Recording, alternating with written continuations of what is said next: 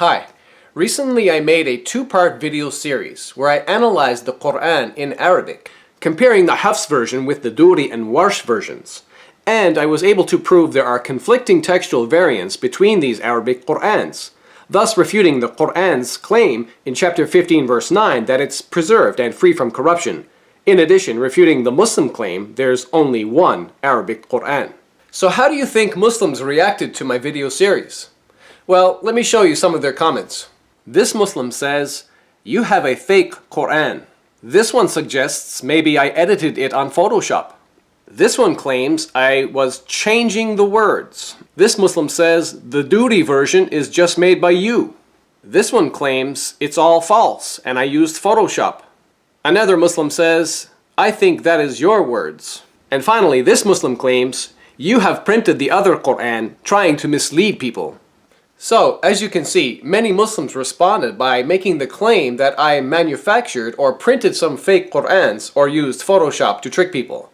Now, to refute their ridiculous claims, I will simply direct these Muslims to the following Muslim website to prove I'm not lying about the textual variants. This website provides some of the different Quran versions. We find here the dominant Hafs version, the Warsh version, and others like the Qalun and Shu'ba versions.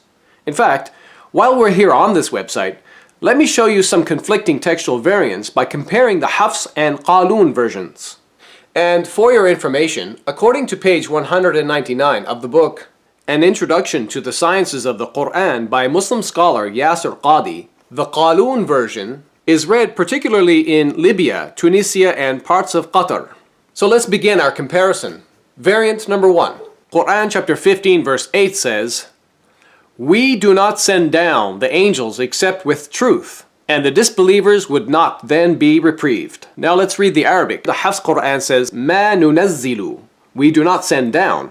But the Qalun Quran says, "Ma tanazzalu," the angels do not descend. In the Hafs Quran, the variant is a first-person plural imperfect verb.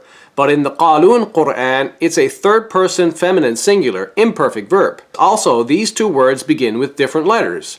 The letter Nun in the Hafs Quran, nunazzilu, and the letter Ta in the Qalun, tanazzalu. So this is an actual consonantal difference that changes the meaning of the word. So in this verse, the Hafs Quran directly specifies Allah as doing the verb by causing the angels to descend, but the Qalun Quran doesn't. So who causes the action here? Allah, the angels themselves, or a different source? Clearly, these are not the same. Variant number 2. Quran chapter 66 verse 12 says, "And Mary, the daughter of Imran, who guarded her chastity, so we breathed into her of our inspiration, and she accepted the truth of the words of her Lord and his books, and she was of the obedient ones." Now let's read the Arabic. The Hafs Quran says, "Wa kutubihi," and his books. But the Qalun says, "Wa kitabihi," and his book. In the Hafs Quran, the variant, kutub, is a masculine plural noun, but in the Qalun, the variant kitab, is a masculine singular noun. So my question is, did Mary believe in many books of God, plural, as in the Hafs Quran, or just one book of God, singular, as in the Qalun Quran? Clearly these are not the same. Variant number 3. Quran chapter 43 verse 19 says, "And they make the angels who are the slaves of the beneficent, females. Did they witness their creation? Their testimony will be recorded and they will be questioned." Now let's read the Arabic. The Hafs Quran says, "Ibad," slaves. But the Qalun says, "Inda," which means in the presence of or near.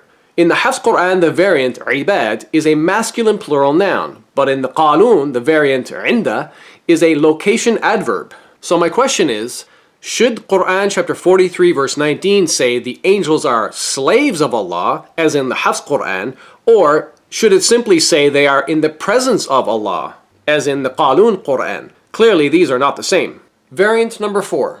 Quran chapter 43 verse 38 says, "Until when he comes to us, he says, 'Oh, I wish there was between me and you the distance between the east and west. How wretched a companion.'" Now let's read the Arabic. The Hafs Quran says, "Ja'ana," he comes to us. But the Qalun says, "Ja'ana," they both come to us. In the Hafs Quran, the variant, Ja'a, is a third person masculine singular perfect verb, but in the qalun, the variant, is a third person masculine dual perfect verb. So my question is, in this verse, exactly how many people come to Allah? Is it one person, as in the Hafs Quran, or two people, as in the Qalun Quran? Clearly, there is a difference in numbers here. And finally, variant number 5. Quran chapter 10 verse 33 says, "Thus is the word of your Lord, justified concerning those who do wrong, that they believe not." Now let's read the Arabic. The Hafs Quran says kalima, word, but the Qalun says kalimat, words. In the Hafs Quran, the variant is a feminine singular noun, but in the Qalun Quran, it's a feminine plural noun. So my question is it just one word of God, singular, as in the Hafs Quran, or is it a number of words, plural, as in the Qalun Quran? Obviously, one word is less than many words, so there is a difference in numbers here. Now, to those Muslims who claimed that I made fake Qur'ans, as you can see, this Islamic website is proof that I was telling the truth. Finally, I think it is high time for Muslims to stop claiming there is only one Qur'an in Arabic and it's perfectly preserved from corruption.